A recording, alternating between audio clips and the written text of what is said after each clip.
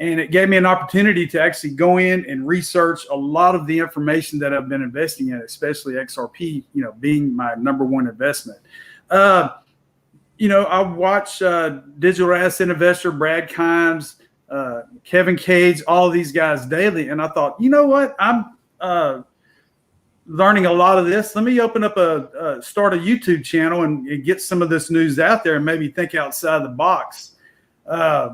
I try to go in and research and just look at different things as if you were a new person to cryptocurrency and you've never been in this space. I try to present myself that way at times and just try to, some tutorials and just different things that make it easy on the public to actually kind of understand, but it's really exciting to be in this space. And, as Brad Kimes said, this is the crypto.com stage of crypto. And it's just really a great opportunity to be here and just to see all the wonderful people in this space, the XRP community, YouTubers, everybody out there is just incredible. And we are all on this same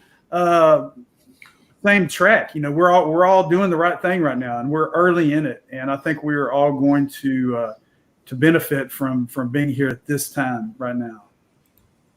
Well, I could not agree more. I am 54 years old, and I so vividly remember the explosion of cable television from your standard antenna, analog signal to cable to actual cable networks outside of the existing standard network television milieu there. I remember that. That was an explosion of technology and use cases and content. Then I remember cell phones and computers coming on scene. And when the .com came, when the incredible internet boom happened, I never participated in any of those as an investor. This one I decided I'm not sitting out. I'm getting in. Because there is going to be, and I don't think I'm underestimating this, there's going to be a butt ton of money to be made as this innovation takes hold and starts changing fundamental ways we move value around the planet. This is unbelievable. I'm 53 myself, and I grew up in that age. Back in 1987, my first computer was a Compact 286. It had a 40 megabyte hard drive. Had the 3.5 inch and the 5 1/4 floppy disk. And back then, that was a high tech. To connect to the so-called internet, I had a 2400 baud modem, which dial-up back then was. You connect and somebody picks up the phone, you're screwed. You've lost signal. But just advancing from that point in time to today, it just blows me away that I have lived in this digital age. It's just remarkable, the technology with the iPhones and, the Amazon Alexa and all, everything else is just, it's back in 87, I would have laughed at you if you would have told me, I could have a phone that had a computer, a phone. I mean, everything that the phones have today, I would have laughed at you for sure. So, yeah, it is remarkable to be here. And we are at the beginning stages of something that I know just by doing the research daily is going to be explosive, like you said. And I'm really excited to be here to be a part of that. Oh, it's incredible. I'll tell you what, one of the things that I thought James has got a real opportunity to kind of carve out something on YouTube is a lot of the content that you were providing, or at least the ones that I caught, a lot of them were really focused at newer folks. And I think that we're going to see this space explode over the next couple of years. I really do.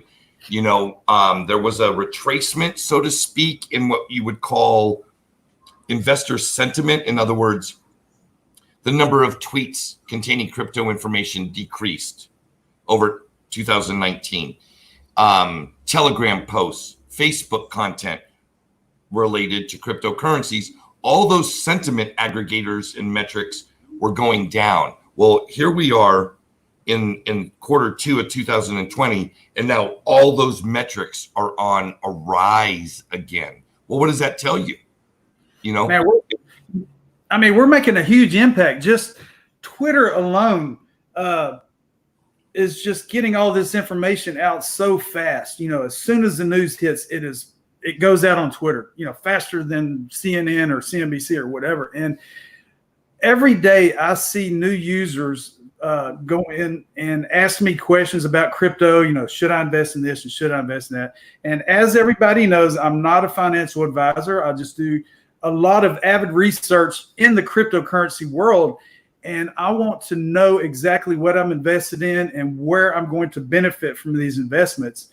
And after doing research, you know, for the last 3 months or so extensively, I have really focused on the use case cryptocurrencies. And that is, you know, what cryptocurrencies are going to benefit the world and my bank account here in the next few years. And that's really where I'm focused right now.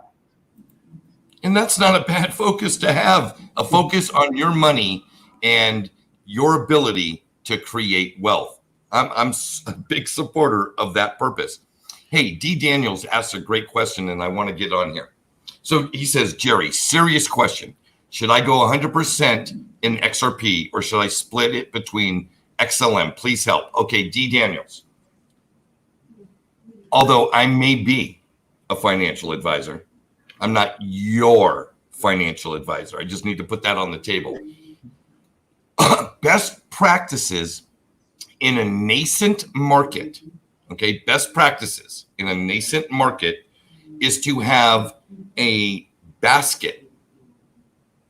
Okay. Now, let's say you have been doing all your research and XRP, in your opinion, with the information that you have today, is the best poised asset to create wealth or profitability for you as an investment. Okay, great. Mark that down as number one. Take a look at, you know, number two, number three, number four, what have you. Probably more than one and no more than 5 assets for your basket. And then you assign percentages of your overall. So if I had $1 and, like, for instance, I have 3 assets. My number one asset is XRP and it's heavily weighted. I'm about 80% XRP, 15% Cardano, 5% VET. Now, I wouldn't have that kind of weighting for somebody that was just coming in the space. I'd say take a look at like a 70, 20, 10. In other words, the asset that I have the strongest conviction rate for, I'd have 70% of my investable capital in that. I'd have 20% in number 2, and then the remaining 10% in number 3. How you choose which assets to put your money into is really on you. Don't listen to a YouTuber. It's great to get information. YouTubers are excellent for aggregating news and providing thought-provoking questions for you to do the research on so that you can make the best informed decision. Don't blindly go and do what the bald fat guy in Costa Rica says. You know what I mean? James, would you like to contribute to this question? Yeah, Jerry, you are absolutely correct. I own roughly 5. I'm invested in 5 right now. And XRP, this is just me. Like I said, I'm not a financial advisor. This is just me. And I don't let anyone else influence my decisions based on cryptocurrency because it's my hard-earned money that I've made throughout the years, 9 years in the oil field, you know, sweating my tail off, making this money. And I'm wanting to invest smartly. And you have to do your own research. 90% of my total cryptocurrency investment is in XRP. I do have some VeChain. I do have a little bit of Cardano. I do have some Casino Coin. And you have to make that decision on how much of each you want to invest in. First of all, you need to set up a budget. You know, if you're laid off from work or if you're just making a minimum amount, don't get the FOMO mentality, which means fear of missing out. Go in and look at your resources. Look at, set up a budget. Just like you need to have a daily budget, a weekly budget, a monthly budget, and determine how much you can use to kind of play around with these cryptocurrencies. A lot of people are getting excited. A lot of people are just diving right into it without doing the research first. And it's imperative that you go in and you research each one of these cryptocurrencies that you're going to invest in, and do it thoroughly. Like Jerry was saying, don't depend on YouTube or Twitter or anyone else to make those decisions for you. Go in, take the time, take your time. I mean, these aren't going to moon tomorrow, so don't have the fear of I'm going to miss out on something. Just take your time, make a wise decision, and make that decision yourself. Those are very sound words. You're very welcome, D. Daniels. I will tell you, the greatest, most powerful value that's come to me being in this crypto space over the last 2 years has nothing to do with cryptocurrency. It has everything to do with the financial literacy that I've attained through my studies, learning about cryptocurrencies and how they interplay with the greater world of capital markets, global finance, trade, etc. Learning about a crypto project and how it will solve a problem, and then learning about that problem. How did that problem come to be? Does this platform, protocol, coin, what have you, does it really address it? Can it solve the problem for the next 10, 15 years? All these things I've learned being in this space in the last 2 years. I went from a guy who thought he understood money to somebody now that people actually are paying me for my thoughts on money. That's, to me, is incredible. It's phenomenal. I mean, it's exciting to share this information as well. Every time I share news or share a video, I'm actually teaching myself as I share this information. And it's just incredible and really exciting to be a part of this community, not only to share it with the world, but like I was saying before, you're sharing it with yourself. You're soaking all this information up. And it's just hard to believe that less than 1% of the world is even in cryptocurrency right now. I mean, we are the founders of this space, and it just blows me away. I mean, I have friends that I've told about cryptocurrency for the last 3 years, and they laugh at me, and I'm like, you know what? You can go ahead and laugh all you want. I'm going to take it to the bank. So, exactly. Yeah. So before this stream, I was watching a Zoom call between Mike Novogratz from Galaxy Digital and Raoul Powell from Real Vision. They were on a collective live stream with a lady named Barbara Shin, who does a podcast called Unchained. And that may not be her first name. If I messed it up, please forgive me. But it was dated June 30th.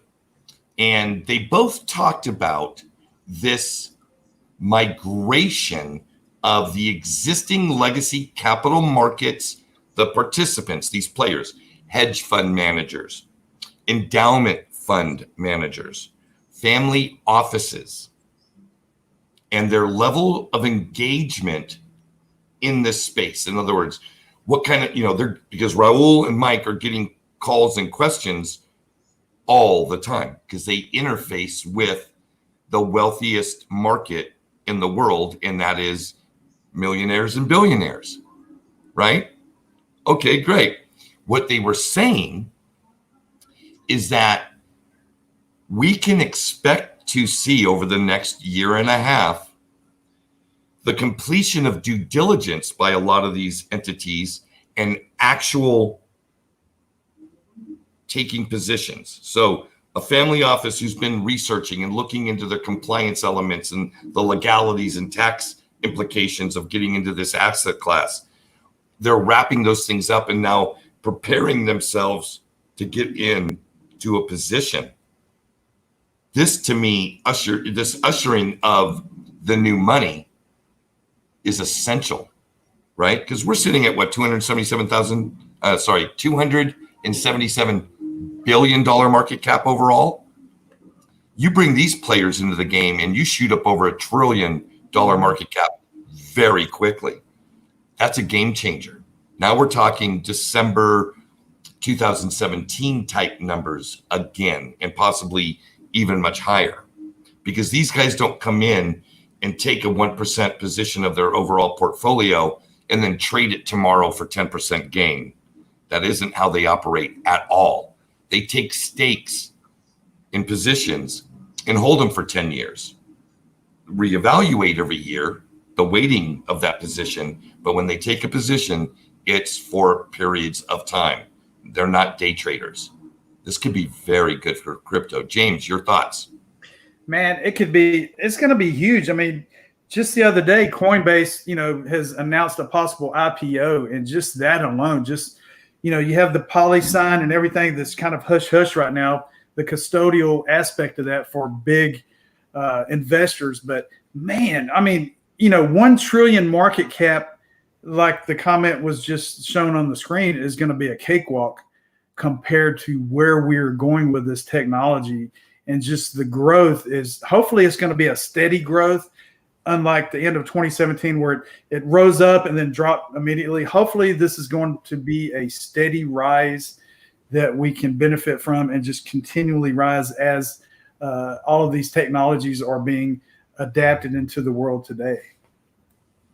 I agree. I think there will be a rise, and I think a lot of boats will rise. And with that being said, I want to be one of the first ones to wave the flag. Be cognizant, right? The best advice anybody can ever give you is not about putting this much money into this one thing. That's not at all. It's learn to monitor and organize your portfolio, because things do change, right? Incumbents are unseated by startups. It happens all the time. Don't get married to a particular protocol coin company. Be married to the profitability of your portfolio first and foremost. James, let's take just a second, because I think some extreme value was created between you and I before we went live.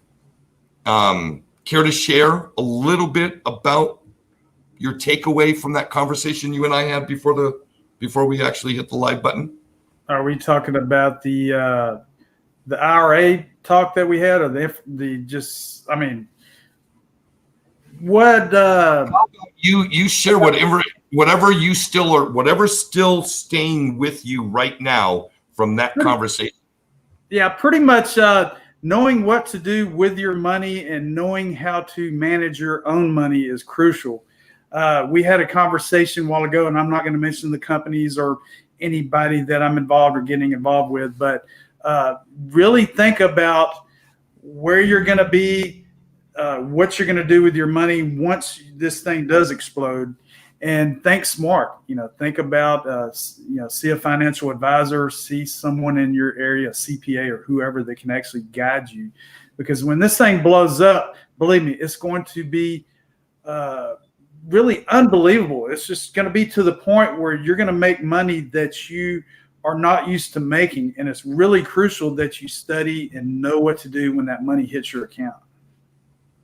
That's what I got from our conversation before we went live. So if that's what you hold and take with you, then you have just elevated yourself from somebody who's just throwing money at something to somebody who's now putting on the hat of a student, and you have marching orders to learn, right? Learn about portfolio allocation, right? Learn about tax implications for whatever sum of money you're talking about. Understand the difference between what's taxable and what isn't taxable. There are best practices that have been established by the wealthy, and they've been in play for a long time. They haven't changed. Now, rules and exact step-by-step processes have changed and evolved over the years, but simple little anagrams like be the person collecting interest, not the person paying interest. Simple, right? Have your money make money for you and spend what your money makes. Don't spend your money. Mm-hmm. I These totally are believe you. things that we can learn to do. And very few of us are acclimated or educated to handle it 100% on our own. And with the upcoming, what I would consider Cambrian explosion of wealth, that a lot of us are going to get caught off guard because we're going to be in an emotional territory that we've never been before.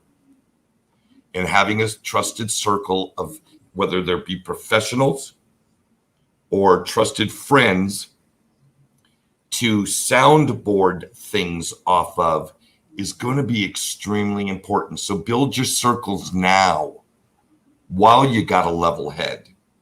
Learn, be a student before the explosion so that you're not playing catch up after the explosion, right? You know, Jerry, you bring that up. You know, people that I've seen horror stories of people that actually win the lottery. They go out and they buy $1 million house and they buy $1 million vehicles, and they end up digging the hole deeper than before they actually won the lottery. So, like Jerry's saying, do your research. Go, you know, find some financial advisors now. Start talking to CPAs or people that, you know, some of them may not be familiar with cryptocurrency. Here in my area, I've talked to several, and they were kind of, you know, lenient on cryptocurrency. They know what it is, but kind of put the bug in their ears because they are going to have to deal with this here in the near future. You know, this is going to be the medium. This is, you know, I mean, it's obvious this is going to happen. And take it even one step further than that. You bring up a great point. There is a tremendously large segment of the professional population of lawyers, tax professionals, financial advisors that are clueless or very, very little about this digital asset space, right? So what does that tell you? That to me, it tells me there's going to be a tremendous opportunity for those people who are getting educated now to open consultancies later, to possibly be an advisor to a tax lawyer, right? To possibly being an advisor to a group of financial planners. As a consultant, there's going to be a lot of opportunities to do a lot of things. I need advice from Gucci Girl. What kind of advice do you need? Throw your question up there. We're here to help. We'll point you in the right direction. You know, it is amazing. Like I was saying before, there are so many new people in this community, and I see it daily. New users, new questions. People are just full of questions. They're excited. And I always tell people, even on Twitter, there's no such thing as a stupid question. If you're new to this, ask questions no matter how stupid they are or how complex they are. Just ask. You know, a lot of us are going to answer it. A lot of us get tied up with different things going on in the world today. And, you know, just really having the time to answer every question is hard for a lot of us because we get so many people following and getting excited about this. But it is really, really exciting to see everyone out there that is brand new to this, just knowing that it's Twitter, like I said before, this community is making an impact on all the new people that are in this space. I could not agree more. You want to know what my dream job going forward would be? What's that? My dream job would be to consult with the big agencies. And when I say agencies, I'm talking about their firms of lawyers that represent professional athletes, whether it be baseball, basketball, football, hockey, it doesn't matter. These attorneys, they specialize in athletes. Well, athletes make a lot of money, and athletes have a tendency to either blow it all or become sound investors because they're dealing with teams, right? They've got a tax planner, they've got an estate planner, they've got a wealth manager on the team. I would love to have a consultancy with some of those firms because I'm a big sports guy. I love baseball, football, basketball, hockey. I love all that kind of stuff.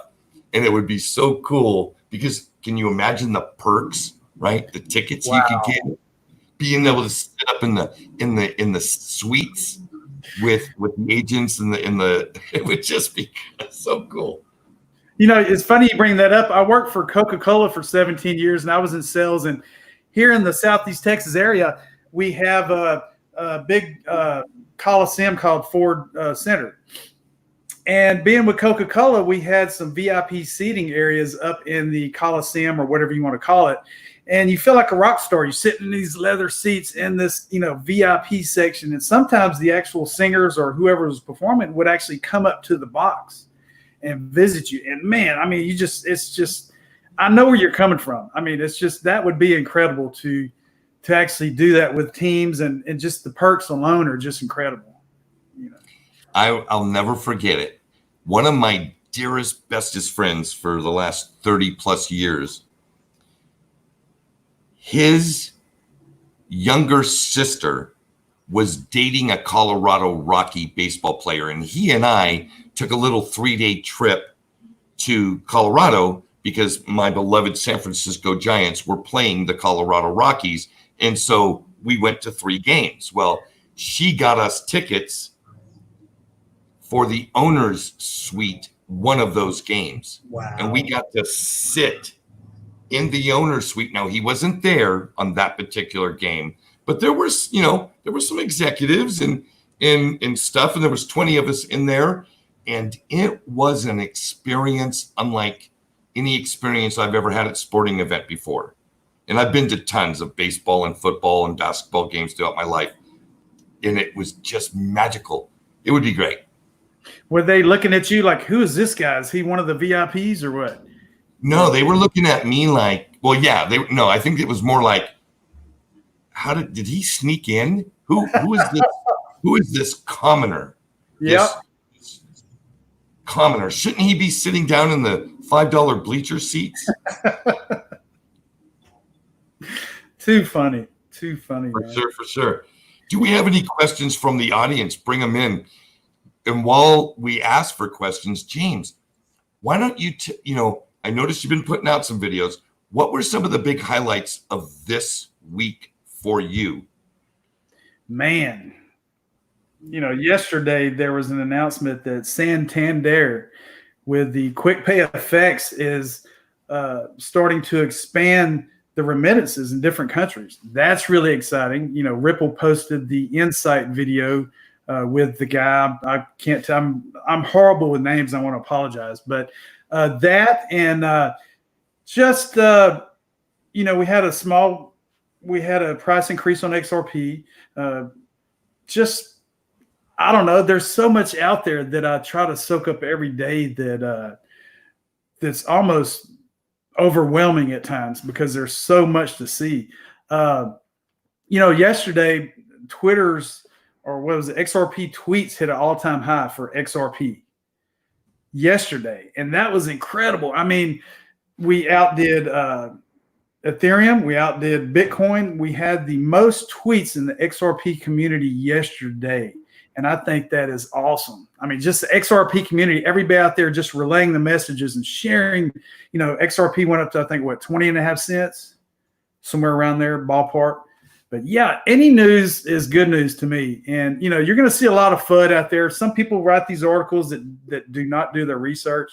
You're going to read several articles about XRP and Ripple and different things. And you're just going to look at it and you're going to read it and you're just going to think, man, where is this guy? Who wrote this? Where's this idiot from? When you read an article and you know more information about it than the writer, something is wrong. I mean, right. It's crazy. It's just some of the stuff they put out there just does not make any sense. dig a little bit deeper. If you see something and you're kind of unsure, go in and kind of research a little bit more until you find out the true facts about what's going on with. It don't matter if it's XRP, Bitcoin. It don't matter what cryptocurrency you're researching. Go in and dig deep. And I'm always going to tell you, do your own research. That is the key. All right. Let's jump into this one from the audience, from JNSA. What would you say are the 3 to 5 talking points for getting involved with XRP or crypto in general for a mid-career adult? I've got a few in my head. I'll let you take the first one though, because I don't want to take one that you got in your head. Well, as many times as I've tried to encourage friends and coworkers and other people to get involved in this, I think the key is getting excited about it when you present it to someone. Show some emotions. Show excitability when you introduce this cryptocurrency, this digital asset to whoever you're going to show it to. Show them tell them to do some research or tell them about the companies and the use cases. And there is a ton of information that you can give them, but just try to be general. Like I said, enthusiasm is going to be the key when it comes to presentation. Cool. That's a talking point. Okay. I'll tell you what my talking points are. 1, the market itself is a talking point. So if you're talking to somebody who's a mid-career adult, they are aware of the amazing innovation and transformation of telephone technology from landline analog to now fully digital, computer-driven, data-driven cellular communication with smartphones. So that's one point of the market. The other point of the market is they're also very aware of the tremendous explosion that happened with the internet boom, right? And that there were winners and there were losers. Those winners they use every day. Google, Facebook, Amazon. These are all monster winners from that boom. Just like Apple is the major winner from the cell phone boom, right? So that's one thing, the market. The other is if they're a mid-career adult, chances are they have an understanding of money. Mm-hmm. If they have an understanding of money, then they understand that if your country that you live in has, for instance, the United States, desires 3% inflation per year, which means 3 cents of every dollar you have is they want to erode, then that means they want the value of your money. They're planning. It's all planned. They desire your money to lose value. Well, in a fixed supply currency, you can't do that. Supply and demand creates a deflationary effect. So your 1 XRP today should be worth more money 1 year from now. Your US dollar will actually be worth less money next year than it is today. So that's the second point, understanding inflation, deflation, and the role of currency in the economy. The third point would be the ability to utilize the technology itself. So the speed, the security, and the cost of digital assets in commerce or business, or even in your personal life, can actually save you money. Because if you can buy this good or pay for that service faster and more securely and have it cost you less, then that's a net benefit to you, the individual. So those would be the 3 talking points that I would present to anybody who is in that category that you just spoke of. If they're young, like my 22-year-old son, I just say, hey man, you weren't alive, or even you were concerned about taking the training wheels off when the internet boom happened. So you're not going to remember all that stuff. But I'm telling you, the digital asset space is the place to be. They already know. The kids, the younger people, they already know. Their whole lives have grown up in this digital wave of technology and integration of digital things into our lives. Video game, e-commerce inside the video game. You know, a digital asset is not a foreign thing to a 26-year-old. You know what I mean? It's just it's just part of their deal. So obviously a much older person, little harder to deal with. And we may just have to, we may not get them. We may not get people above 70 years old coming into this space. And that's okay. I'm willing to accept that. Okay, here we go. David Bruce. For the internet boom, people didn't have the access that we do now. Exactly, David. The access to information now is unparalleled at any other time in the universe. Shane Murray, what will Brexit do to XRP? I have no answer for that. I have really no idea what Brexit's doing to the Great British Pound. But I would tell you that's where I would go study. What's the effect of Brexit on the Great British Pound? Is it inflationary? Is it deflationary? If you get the answer to that question, now you have the answer to that specific question that you just asked.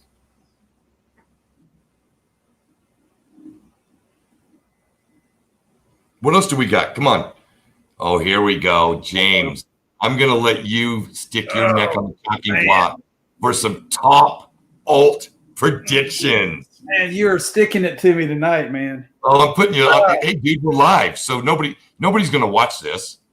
I know. I mean, we're just a couple thousand of your closest friends. Just shits and giggles, you know. Good question. Altcoins, my top, and like I said, this is just me researching and me investing. Or VeChain. VeChain is my number 2. Ada Cardano has some real good opportunities coming up with these staking opportunities. Believe it or not, I have a little bit of Casino Coin, and a lot of you don't know what Casino Coin is. CSC, I'm not going to get into it, but you can go in and kind of research and kind of get the feel of what it is and what it's used for.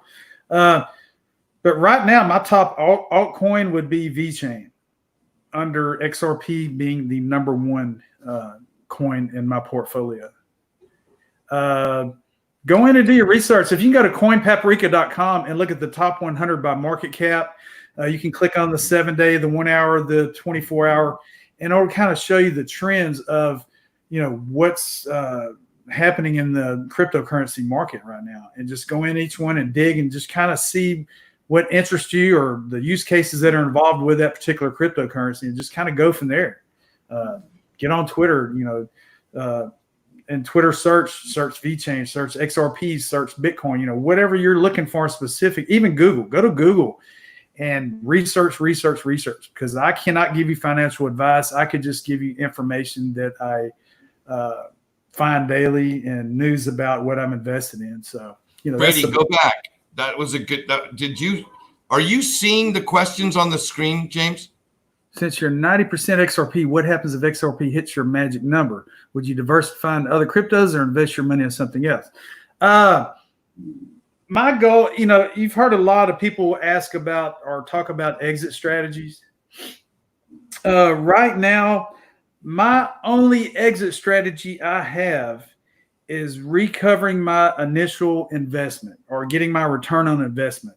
So, for instance, say in particular, just kind of a ballpark, say I put $2,000 into a cryptocurrency, and once I profit enough to recover that $2,000, I'm going to leave the rest in there and just play with my profits. That's just the way I look at it. There are certain stages and certain elements that you have to look into. Like I said, a financial advisor or someone that can kind of guide you whenever these prices start to go up. You might, when it gets to $5, you might pull out a certain amount. When it gets to $20, you might pull out a certain amount, or you might just leave it in there, let it moon and see what it's going to do. Take a chance. I can't really give you any specifics on that, but as far as the exit strategy, that's pretty much, my game plan is just to recover my initial investment. So you did a very good job diplomatically, politically maneuvering yourself around that particular answer. Good job. Good job. Do you think cryptos will dip before it moons? The answer is absolutely. The crypto market will, I'm making a prediction right now. The crypto market will go up and then it will go down. It will go up and it will go down. You can put all your money on that fact. I guarantee it'll happen. Okay. If so, when? Nobody knows. Will the protests or the presidential election in November have an impact on the price? I have no idea. But what I will tell you, the presidential election will have an impact on, pardon me, is the creation of more money coming into the system, because I can guarantee you the number one talking point in the Oval Office is going to be, we've got to get more money into the hands of the voting public. If we don't, we are certain to lose in November. Now, will Congress play along with that? Will the Senate play along with that? I don't know for sure, but I think you can almost guarantee that that will happen. Here we got one from Marcia. You want someone to enter XRP, what wallet exchange we tell them to sign up for? Oh, depending on what part of the world you are in, signing up with or want to enter XRP, I have several wallets in the United States that I use. I use, Coinbase, of course. Uphold, you can start up an Uphold account. They're located in San Francisco as well. And I also, living in Texas, I cannot have a Binance US account because there are regulations involved with Texas governments or whatever that does not allow Binance. And I think New York is the same way. You can't have a Binance US in New York and Florida, Texas, and I think there's other states as well. But I also have BitTrue. On BitTrue, I'm able to get or obtain a lot of the altcoins that aren't found on some of the other exchanges. But really, the best thing is just go in wherever you're at in whatever region you're in. Just go in and kind of look up what is available for you. And most of the exchanges are going to have XRP. Absolutely. I'm here in Costa Rica, and the dozen or so folks that I've helped actually enter this space, they've all come in through Uphold, because Uphold, it's very, their KYC process is very easy. Many of the different countries in Latin America are already in some relationship with them because their currency is on the exchange already. For instance, Argentina's currency is on Uphold, so is the Brazilian real, et cetera, Mexican peso, et cetera. I have personally an Uphold account, a Coinbase account, a Bitstamp account, a BitTrue account. And that's enough for me. Two of them I have my actual bank account linked to, Coinbase and Uphold. Very easy to KYC, get my bank account through ACH lines created. So I'm not dealing with wire transfers or credit card fees or any of the other garbage. But it's really best, like James said, for anybody is to become an expert, or at least very knowledgeable about your region of the world, right? What are the track records of the exchanges in your region, whether you're in Europe or one of the Asian countries, Australia, Latin America, United States, Canada? Look at the track records of those exchanges.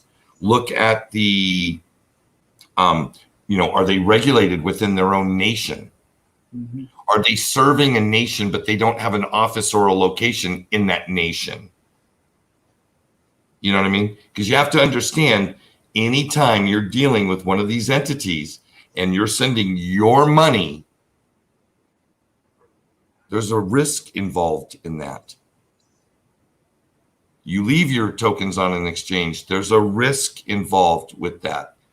You leave your tokens on some platform to either earn you interest or get a loan from.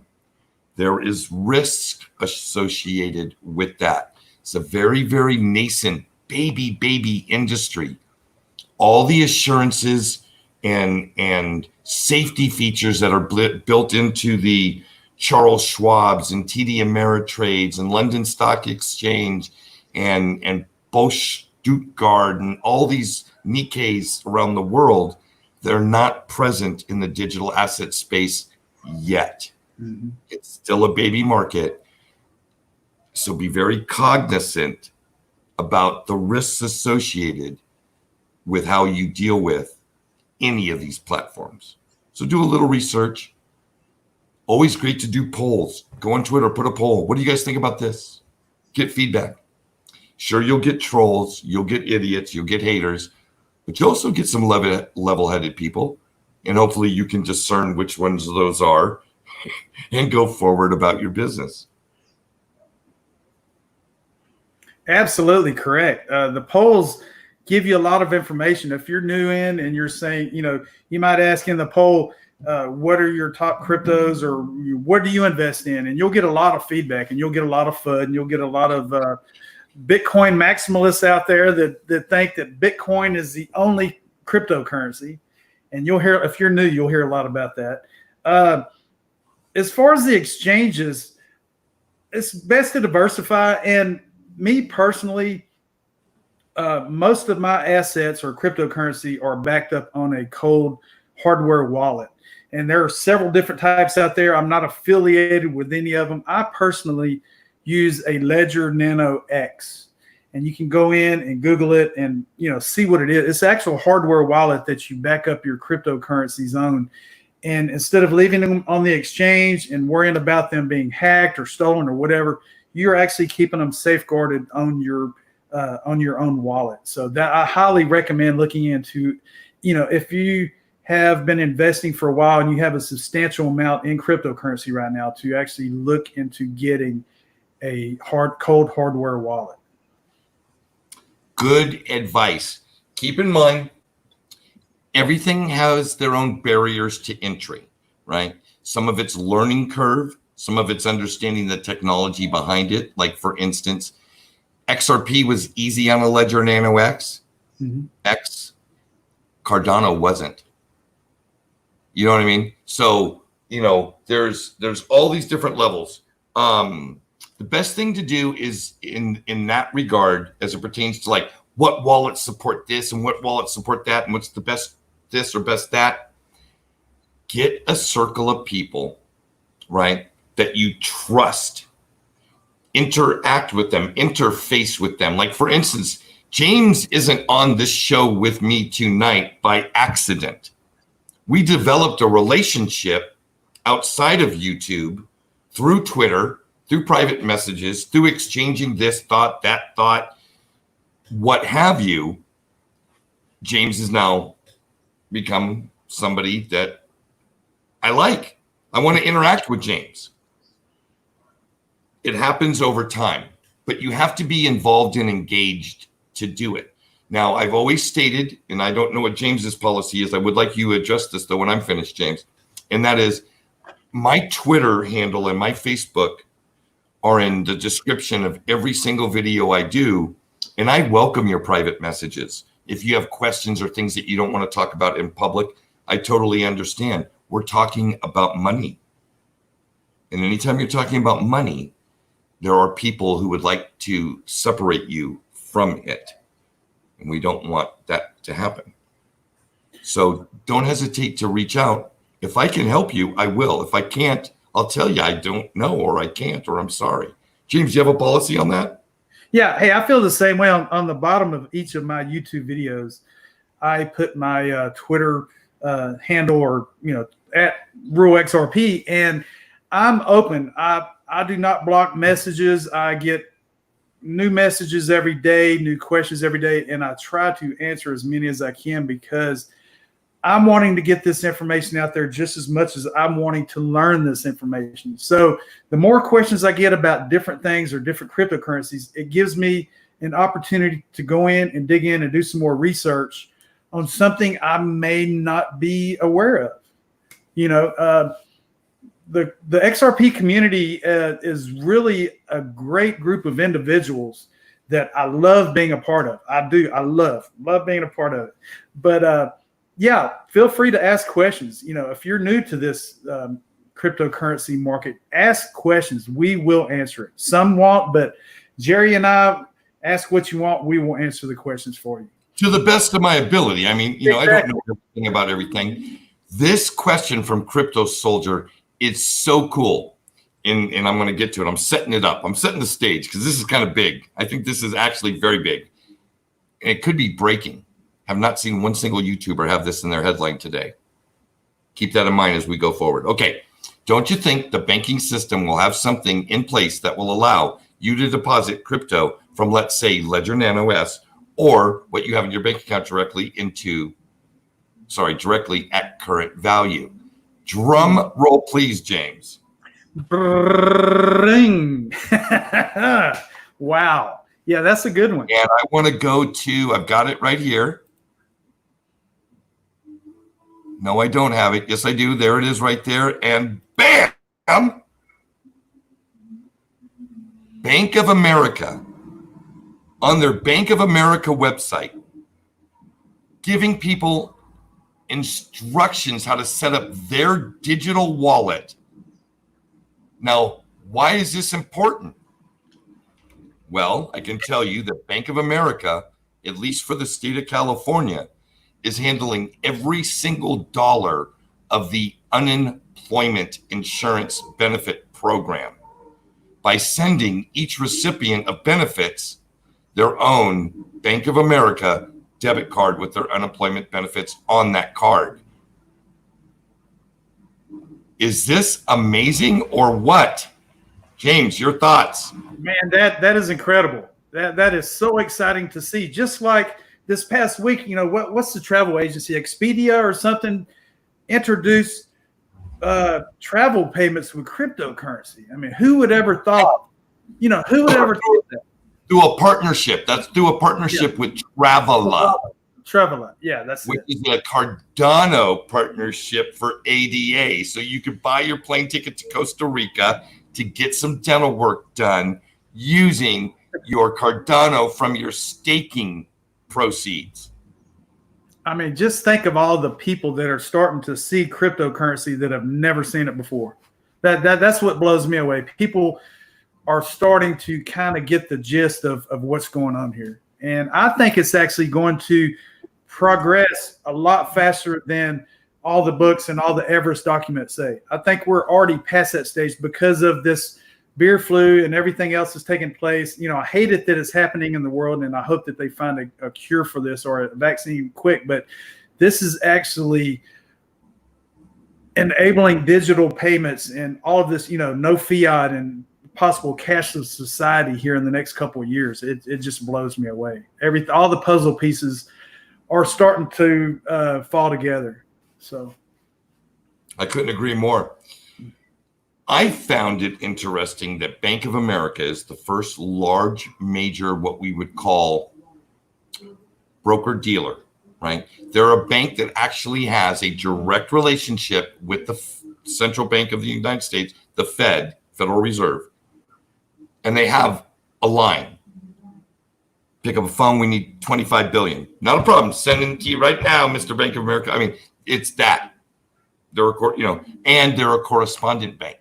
In other words, they have a global presence as it pertains to the exchange of maybe a Great British Pound, a US dollar, a Euro dollar, Japanese yen dollar. Okay. Big outfit, right? Bank of America, big outfit. Handling all the unemployment insurance for California. Now, I can't speak to the other states, but I something tells me that I bet they are in every state doing it for each state is my guess. I cannot confirm that yet. However, what's important here, Bank of America has how many patents filed with Ripple technology? How long has Bank of America been linked to Ripple? Forever.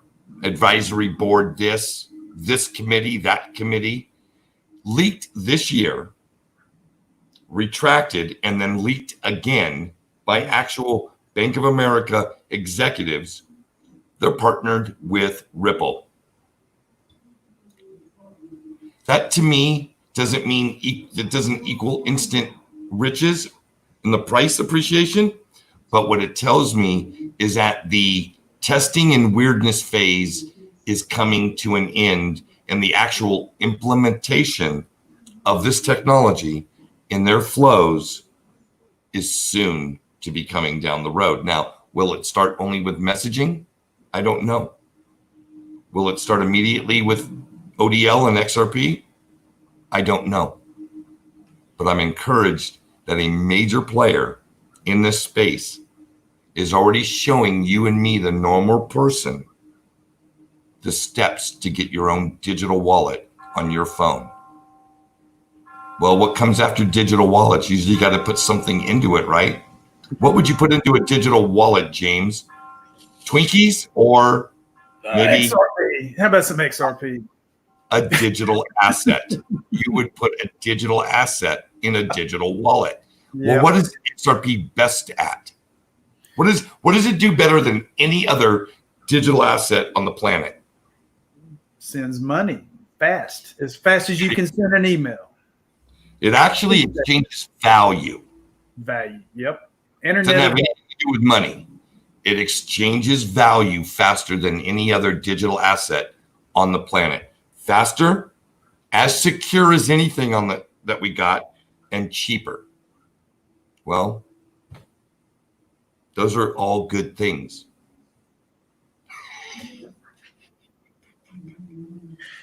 Just wait until this thing blows up. People have no clue of what is going to happen. Correcto. No clue. Like I said, prepare yourself now. Financial advisors, CPAs, whoever you need to get with now, because this is going to happen whether you like it or not, whether the banks like it or not. This is going to happen. And I'm excited. I'm fired up. I'm wound up. I'm really fired up about this and excited. I'm excited. I also am, but I also temper my time horizon.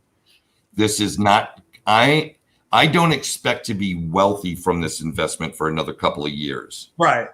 That's the God's honest truth. And I'll be straight up. I don't mind telling you, I've got $50,000 US dollars into this market, and I don't expect to be wealthy in the next 2 years.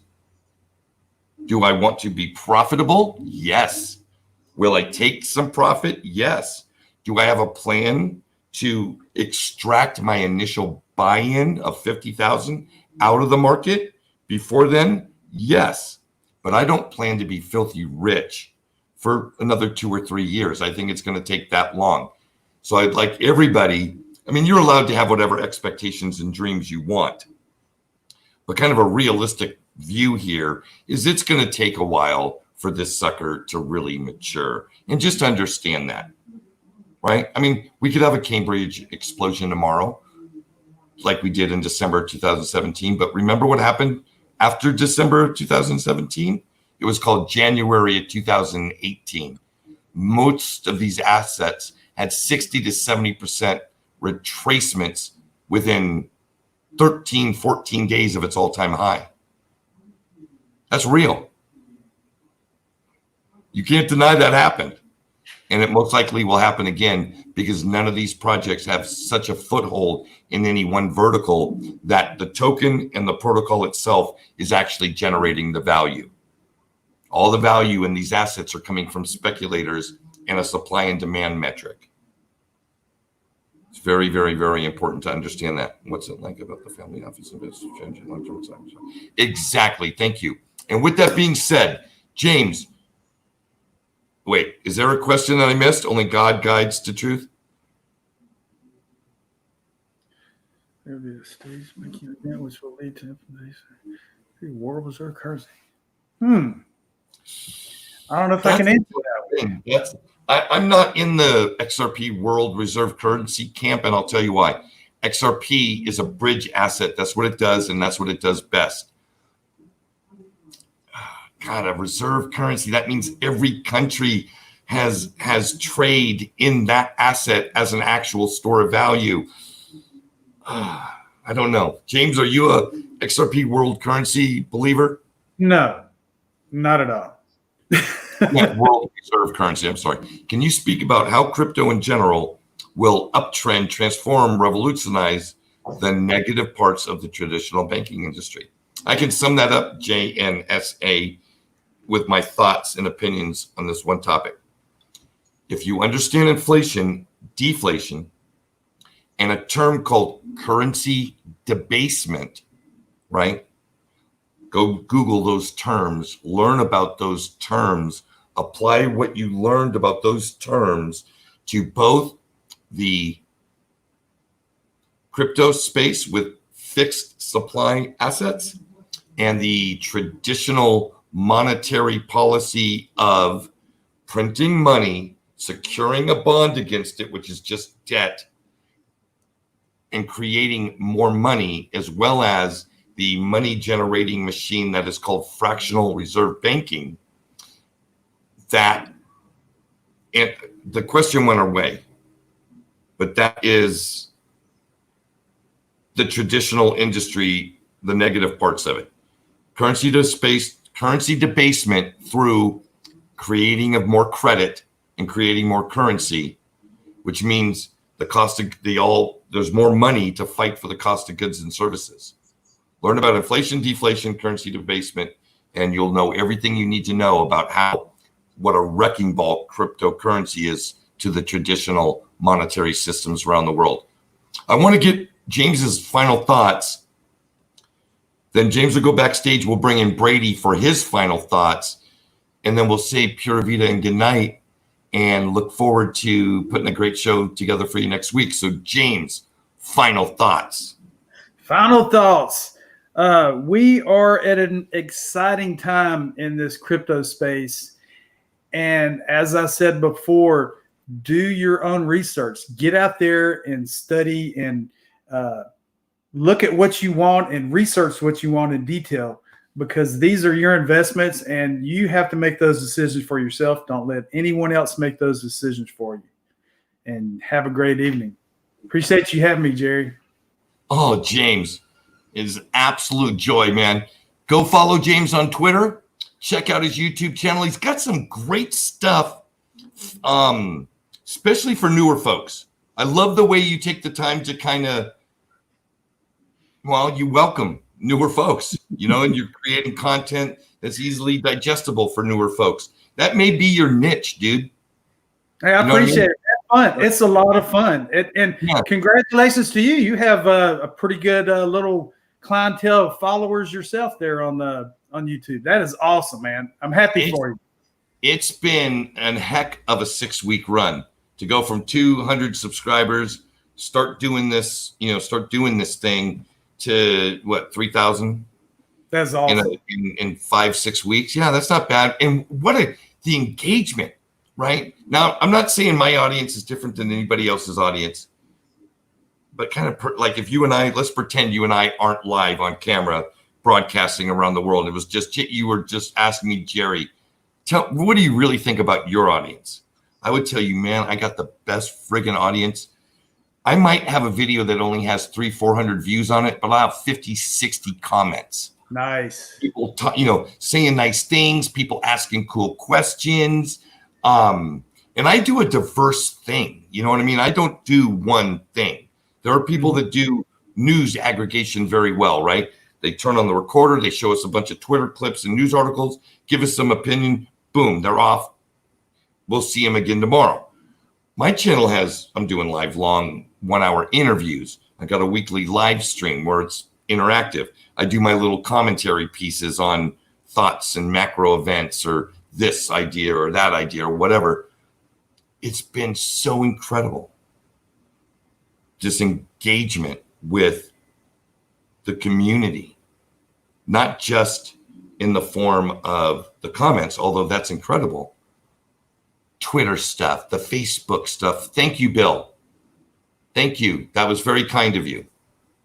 I don't push or, do the whole please throw money at me thing. That's just not the way I do it. But thank you. It's much appreciated. I lost what I'm doing. Brady. I cannot forget about the world's greatest live stream producer doing his job from New York, the actual epicenter of all things beer virus, right? The home of some of the best sourdough pizza dough in the world. Brady, are you ready? I'm about to bring you in. Copy that. And There we go. Popping in. final thoughts, my brother. Final thoughts is this. In doing your own research, learn as much as you can about macro. It will help you lengthen your time horizons. Kind of combining what you guys are talking about, time horizons and what was it? I can't remember. And see, I wrote this down to try and help myself remember. Anyway, final thoughts. While doing your own research, learn macro because it's going to help you see a lot further, which will make you invest for a better future for yourself. And the longer time horizon you look out, the better your investments get. I don't know. That's what I've been learning at the Nick Black Crypto and Coffee Show lately.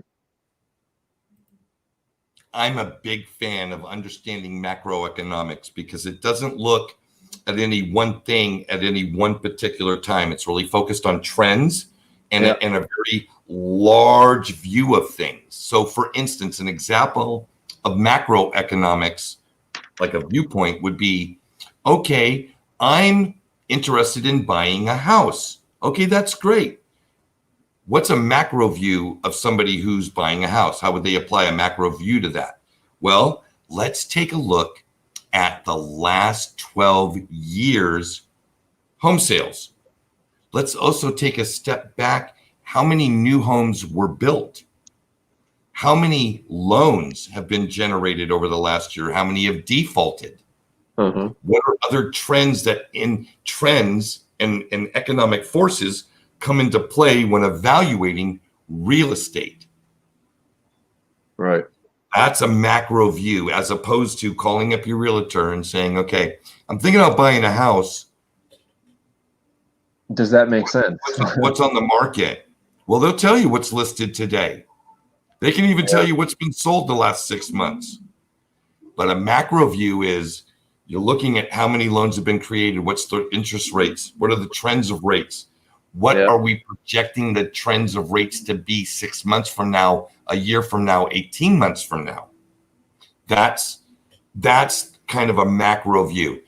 Crypto and Coffee YouTube, excellent for that. Real Vision Finance, excellent for that. George Gammon on YouTube, excellent for that. Alhambra Investments with their Eurodollar University, Jeff, excellent for that. Jeff Schneider and Emil Josikowski. Many of these people you can already find. I've interviewed George Gammon. I've interviewed Mark Yesko, a macro guy. I've interviewed Raoul Powell, macro guy. Grant Williams, macro guy. Jerry's been around. Like a cheap. He's been around. He's been around the education store to another. Yeah. Anyway, that's my final thoughts. Brady, you're the best. Thank you. James, thank you for joining me in studio tonight. For all of you that hung with this stream and contributed your questions, you've hit the like button, you've subscribed to the channel. I am truly grateful. I truly am. For those of you that are new that might not know this, all the money that this channel generates is going to create financial literacy, documentation, and information that'll be in both English and Spanish.